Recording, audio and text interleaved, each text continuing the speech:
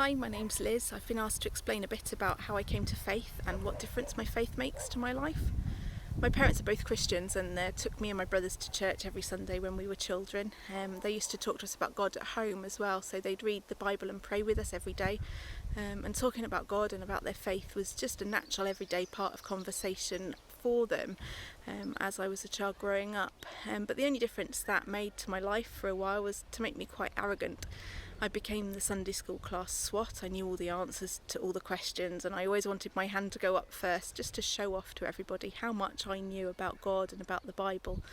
I even felt quite sorry for my friends in school who didn't go to church and who didn't know about God and the Bible like I did, and thought I was so much better than they were.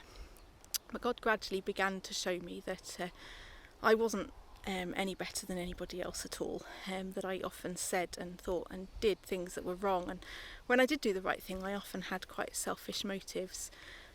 God showed me that even if other people saw me as quite a good little girl, he didn't see me that way at all. He wasn't pleased with the way that I was living. So one Sunday evening in June 1986 I prayed and asked God if he would forgive me for my sins and be my saviour, and I believe he heard and answered that prayer. I felt this enormous sense of peace come over me. The burden of guilt that I'd been carrying around with me for quite a while, it had just completely gone.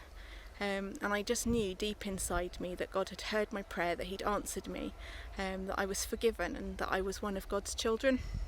I was only 9 at the time and my faith was really quite childlike. I'd never doubted the existence of God. Those sorts of questions and doubts came later when I was a teenager, and I really had to grapple with those sorts of questions and wondering whether everything I'd always believed was true and whether my faith was real or not. But I do believe that it was, and over the years my faith hasn't gone, it's actually grown as I've learned more about who God is and what he's like, and as I've experienced him working in my life.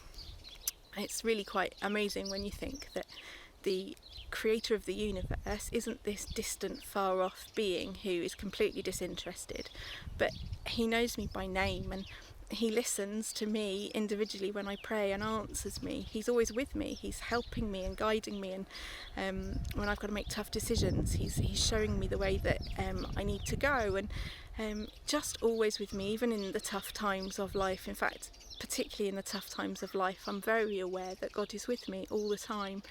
And I'm not perfect, I don't always get things right. Anybody that knows me will tell you that I'm far from perfect. And I get things wrong, and even my motives can often be quite selfish, but I know that my sins are forgiven and I know that I'm one of God's children, and that makes all the difference to absolutely everything in my life.